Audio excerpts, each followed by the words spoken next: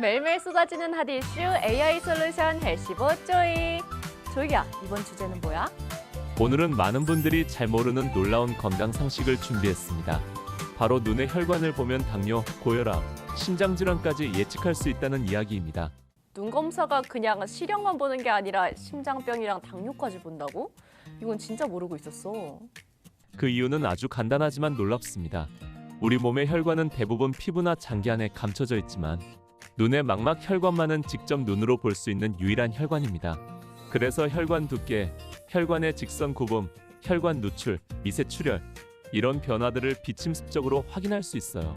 그러니까 이 눈 속 혈관이 몸 전체 혈관 건강의 축소판 같은 거네? 맞습니다. 그래서 안과 검사는 사실 전신 건강 검사의 첫 단계라고 할 수 있어요. 당뇨가 무서운 이유는 혈관을 손상시키기 때문입니다.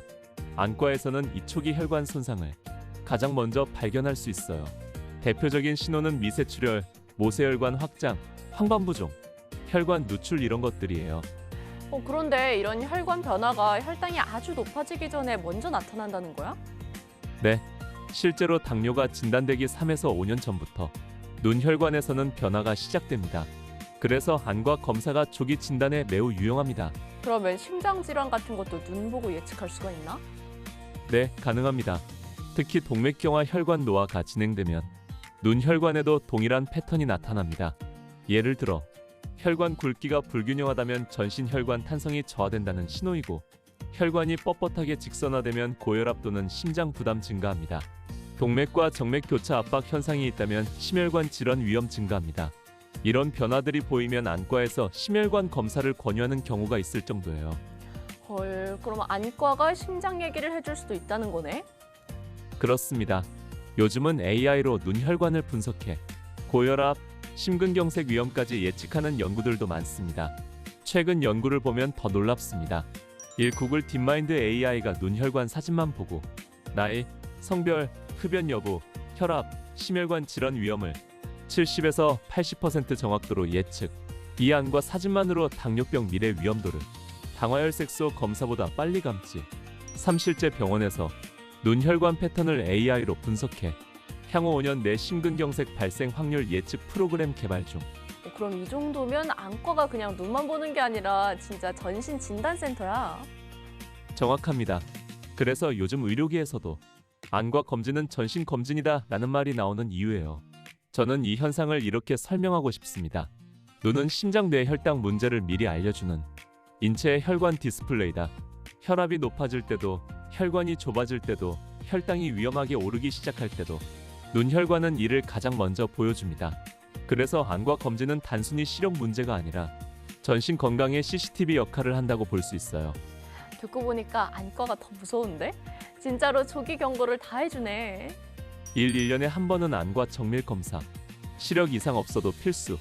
2. 혈당 관리, 당뇨 망막병증 예방. 3. 혈압 관리, 망막 혈관 직선화 방지. 4. 꾸준한 유산소 운동, 혈관 탄성 회복.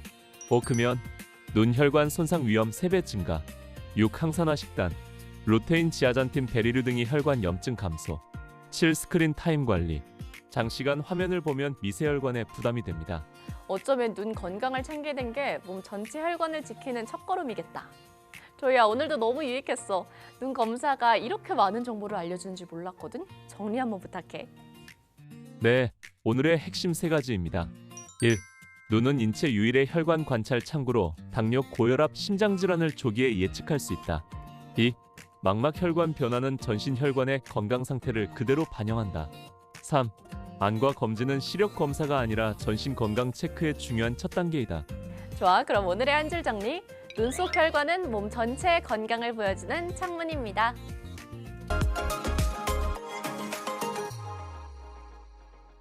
매일매일 쏟아지는 핫 이슈 AI 솔루션 헬시보 쪼이. 조이야, 오늘은 어떤 충격적인 건강 얘기가 있어? 오늘은 정말 많은 사람들이 놓치고 있는 질병, 심지어 증상이 거의 없어서 침묵의 질병이라고 불리는 A-BC형 간염의 초기 신호에 대해 이야기해 보겠습니다. 간염이면 막 황다르고 토하고 배 아픈 그런 건 줄 알았는데 초기엔 피로랑 소화불량으로만 시작이 된다고? 맞습니다. A-BC형 간염은 초기에는 피곤함, 소화불량, 식욕감퇴, 몸살 같은 느낌. 정말 흔한 신호로만 나타나서 감기인지 피곤한 건지 구분이 힘듭니다. 특히 B형 간염은 초기엔 70에서 80%가 무증상으로 진행됩니다. 그러면 많은 사람들이 나는 괜찮겠지 하고 넘길 수도 있겠네. 네, 그래서 문제입니다. 조용히 간세포를 손상시키기 때문에 늦게 발견될수록 위험성이 커집니다. A형 간염은 주로 오염된 음식이나 물로 감염되는데 초기 신호가 정말 애매합니다. 대표 증상은 피로 증가, 메스꺼움, 복통, 소화불량, 미열 이런 증상들이 3에서 7일간 감기처럼 나타난 뒤 어느 순간 눈 흰자가 노래지는 황달, 진한 소변이 등장하며 본격적인 간염으로 진행됩니다. 초기에는 진짜 감기라고 생각하겠다. 황달이 오기 전까진 모르겠네. 맞습니다. 그래서 A형 간염 예방에는 백신 손 씻기 익혀먹기 이 세 가지가 정말 중요합니다. B형 간염은 더욱 조용합니다. 전 세계적으로 가장 흔하고 우리나라에서도 꽤 높은 비율을 차지합니다. 초기에는 대부분 무증상이고 나타나도 아래 정도입니다. 쉽게 피로함, 소화불량, 근육통, 식욕 저하, 가벼운 속 울렁임 이 정도라서 스스로 과로했다고 여깁니다. 너무 흔한 증상이라 진짜 모르겠다. 근데 B형은 만성으로 진행되면 위험하잖아. 맞습니다. B형 간염은 만성 간염에서 간경화 그리고 간암으로 이어질 수 있습니다. 특히 간암의 60에서 70%가 B형 간염에서 출발합니다. C형 간염도 초기엔 거의 아무 증상이 없습니다. 나타나면 아래 정도예요. 피로감, 미열, 몸살 느낌, 식욕 저하, 가벼운 우울감. 가장 무서운 점은 감염자 10명 중 7명이 만성으로 진행한다는 겁니다. C형은 백신도 없잖아.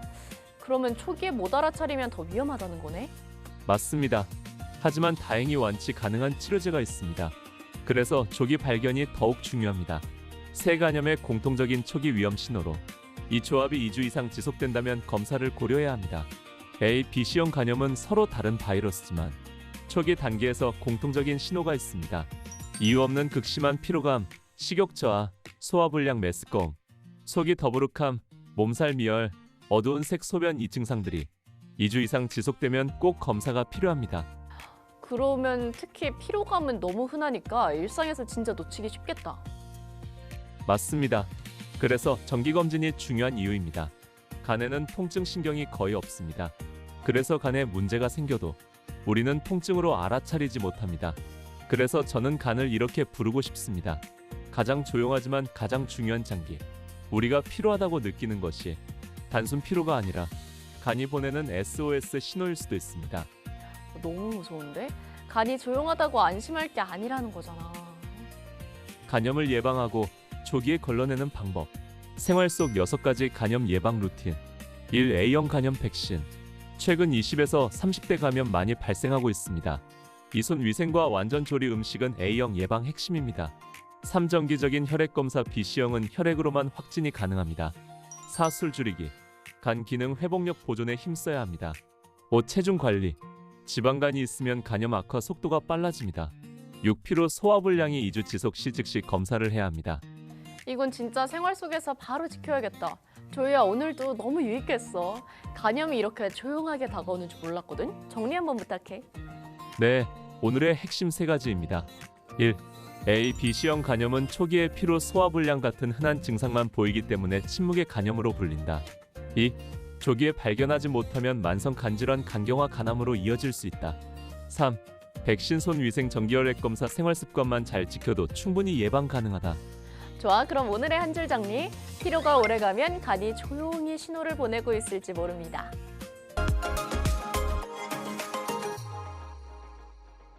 매일매일 쏟아지는 핫 이슈 AI 솔루션 헬시보 쪼이.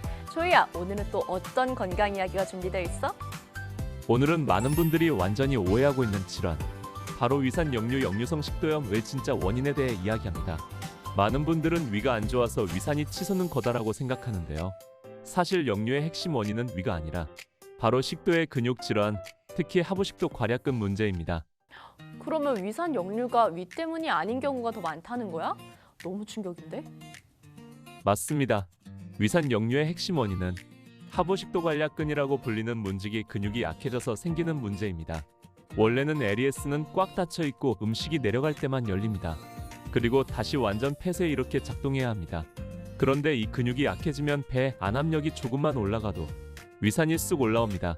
그럼 위가 나빠서 올라오는 게 아니라 문이 헐거워진 거구나. 네, 정확히 그렇습니다. 대부분의 환자들이 위산이 많아서 치솟는다고 생각하지만 의학적으로는 정반대입니다. 실제 역류 환자의 상당수는 위산이 정상 혹은 오히려 적습니다. 문제가 되는 건 위산의 양이 아니라 위산이 위 밖으로 새어나오는 통로, 즉 식도 근육의 잠김 기능입니다. 그러면 위산 억제제만 먹는 건 근본 치료가 아닐 수도 있겠네. 맞습니다. 증상은 가라앉지만 근육 문제는 해결되지 않기 때문에 재발이 많습니다. 하부 식도 관리와 끄는 생활 습관의 영향을 많이 받습니다. 대표적인 원인으로는 과식, 야식, 탄산음료, 기름진 음식, 술, 카페인, 비만, 허리 굽힘 자세, 스트레스 이런 요소들이 식도 괄약근의 압력을 낮추면서 문이 잘 안 닫히는 상태를 만들어요. 그래서 야식 먹고 바로 눕거나 기름진 음식을 먹으면 바로 역류하는 사람들 있잖아. 그게 다 근육 때문인 거네? 네, 정확합니다. 가장 흔한 전형적 증상은 가슴 쓰림, 목이 타는 느낌, 침을 올라옴. 하지만 잘 모르는 증상도 있습니다. 만성 기침, 목에 뭔가 걸린 느낌, 쉬는 목소리 갈라짐, 치아 부식, 아침 목 이물감, 흉부 통증이 있습니다. 맞아. 주변에도 막 목에 뭔가 걸린 느낌 때문에 이비인후과에 가보니까 역류성 식도염이었다는 사람도 많았어. 그렇습니다. 이 질환은 위보다 목, 폐, 잇몸까지 증상을 만듭니다. 저는 이 질환을 이렇게 설명하고 싶습니다. 역류는 위산이 많아서 생기는 문제가 아니라 위산이 있어야 할 곳을 지키지 못하는 문지기의 문제다. 그래서 증상만 잡는 약인 위산 억제제만으로는 재발을 반복할 수밖에 없습니다. 식도 괄약근의 기능을 회복시키려면 일상 관리가 매우 중요합니다. 일식 후 3시간 이내 눕지 않기. 이 시간은 식도 근육이 가장 약해지는 시간대입니다. 2. 야식 과식 금지. 야식과 과식은 위의 압력이 증가되고 괄약근이 열리게 됩니다. 3. 탄산음료, 튀김, 고지방 음식 줄이기. 탄산, 튀김류는 근육 압력을 감소시킵니다. 4. 카페인, 초콜릿, 박하류주에. 5. 복부 비만 해결. 비만은 배압이 증가되어 역류 유발시키는 큰 문제입니다. 6. 베개 10에서 15cm 높이기. 7. 스트레스 줄이는 루틴. 스트레스는 괄약근을 즉시 약화시킵니다.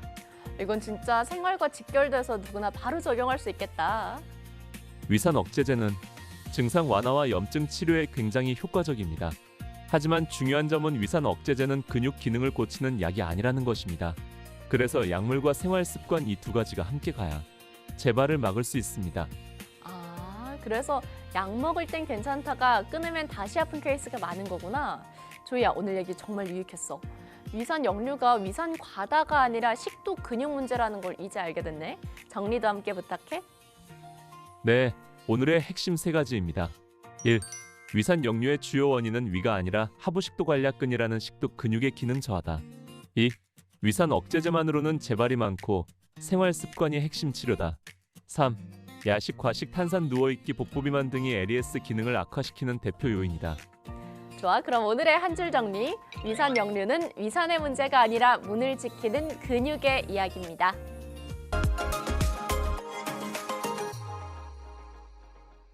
매일매일 쏟아지는 핫 이슈 AI 솔루션 헬시보 조이. 조이야, 이번 주제는 뭐야? 네, 오늘은 많은 분들이 피곤해서 그런가 하면서 대수롭지 않게 넘기는 증상, 바로 눈떨림, 안검경련의 진짜 의미를 살펴봅니다. 특히 마그네슘 전해질 부족 신호와의 연결. 언뜻 가벼워 보여도 몸이 보내는 분명한 생리학적 경고 신호입니다. 맞아. 나도 한 번씩 눈 밑이 막 파르르 떨릴 때가 있거든? 근데 이게 그냥 스트레스 때문이 아니라고. 맞습니다. 눈떨림은 단순한 피곤함이 아니라 신경이 근육에 보낸 전기 신호가 불안정해질 때 생깁니다. 눈 주변 근육은 매우 얇고 신경도 민감해서 수면 부족, 마그네슘 부족, 전해질 불균형 같은 변화가 있을 때 바로 반응합니다. 특히 마그네슘은 근육 수축과 이완을 조절하는 핵심 미네랄인데 부족해지면 근육이 제멋대로 수축하며 파르르 떨리게 됩니다. 그러니까 신경과 근육이 전기 신호를 주고받는 과정에 뭔가 문제가 생긴 거네. 네, 마그네슘 부족은 눈떨림의 가장 대표적인 원인입니다. 왜냐하면 스트레스 많을 때 마그네슘 소모가 증가하고 커피 에너지 음료 섭취하면 마그네슘 배출이 올라갑니다. 폭식과 편식은 미네랄 섭취 부족으로 이어지고 과격한 운동은 전해질을 급격히 소모시킵니다. 이런 패턴들이 식도 근육뿐 아니라 눈 주변 근육에도 즉각 영향을 줍니다. 마그네슘이 감소하면 근육이 스스로 긴장되어 떨립니다. 스트레스를 받으면 눈이 떨린다는 말이 그냥 느낌이 아니라 과학적으로 맞는 말이었네? 맞습니다. 스트레스는 마그네슘을 빨리 고갈시키거든요. 눈 떨림은 탈수 전해질 부족도 큰 원인입니다. 대표적으로 칼슘 부족은 근육 긴장을 증가시키고 칼륨 부족은 신경 신호 전달을 저하시킵니다. 나트륨 불균형은 수분 이동 문제를 야기합니다. 이 조합이 생기면 신호가 삐 하고 튀는 듯이 어긋나면서 떨림이 생깁니다. 그래서 여름에 더 눈떨림이 많다는 사람들도 있던데 수분, 전해질이 부족해서 그렇구나. 정확합니다. 대부분의 눈 떨림은 3에서 7일이면 자연히 사라지지만 다음과 같은 경우는 단순 피로가 아니라 신경학적 문제일 수 있습니다. 눈 떨림이 2주 이상 지속, 얼굴 한쪽 전체가 떨림, 눈을 감기 힘든 경우, 시야 흔들림 동반, 두통 어지러움 동반. 이럴 때는 안과 또는 신경과 진료가 필요합니다. 그럼 그냥 설마 하고 넘기면 안 되겠다. 특히 장기간이면 위험 신호구나. 아주 흔하지만 잘 모르는 원인들도 있습니다. 카페인 과다, 폭풍 스마트폰, 노트북 사용, 과한 인공조명, 만성 긴장 어깨 턱 압력 증가, 수면의 질 저하, 알레르기성 결막염. 이런 것들이 누적되면 눈 주변 근육이 과도하게 예민해지고 전해질 균형이 깨지면서 떨림이 옵니다. 이거 완전 현대인이면 누구나 해당되겠는데? 특히 스마트폰, 커피 완전 핵심 원인들이야. 네, 그래서 눈떨림은 현대인의 피로 지표라고도 부릅니다. 저는 눈떨림을 이렇게 정의하고 싶습니다. 눈떨림은 몸속 전해질 균형이 깨졌다는 가장 빠른 경고 신호다. 작은 근육일수록 변화에 가장 민감하게 반응합니다. 그래서 눈떨림은 몸 전체의 스트레스, 탈수, 미네랄 부족의 초기 신호로 매우 유용합니다. 오, 진짜 건강 알람이었네. 그냥 피곤한 게 아니었어. 조이가 알려주는 눈떨림 해결 루틴. 과학 기반 실전 루틴 방법입니다. 1. 마그네슘 보충. 견과류, 바나나, 시금치, 다크초콜릿, 통곡물이 좋습니다. 2. 수분과 전해질 보충. 운동 후, 더운 날, 카페인 많이 마신 날 필수입니다. 3. 스마트폰 스크린 2020 법칙. 20분마다 20초 쉬고 6m 이상 멀리 보기. 4. 카페인 줄이기. 특히 오후 3시 이후 카페인은 섭취를 안 하는 것이 좋습니다. 5. 눈 얼굴 근육 스트레칭. 가볍게 눈 감고 눈 주위 마사지 해주면 좋습니다. 6. 수면 패턴 바로잡기. 수면만 좋아져도 70% 이상 개선됩니다. 조이야, 오늘 주제도 너무 유익했어. 눈 떨림이 그냥 피곤해서가 아니라 마그네슘, 전해질 부족 신호라는 게 확 와닿았어. 정리도 한번 부탁해. 네, 오늘의 핵심 3가지입니다. 1. 눈 떨림은 마그네슘, 칼슘, 칼륨 등 전해질 부족으로 인한 신경 근육 불안정 신호다. 2. 스트레스, 카페인, 탈수, 수면 부족이 가장 큰 트리거다. 3. 전해질 보충, 수면, 수분, 스마트폰 관리만 해도 대부분 빠르게 호전된다. 좋아, 그럼 오늘의 한 줄 정리. 눈 떨림은 사소한 증상이 아니라 몸속 전해질이 보내는 SOS입니다.